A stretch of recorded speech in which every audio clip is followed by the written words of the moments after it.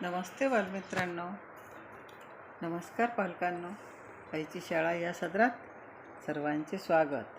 आज आपण आठवड्याचे वार पाठ करणार आहोत.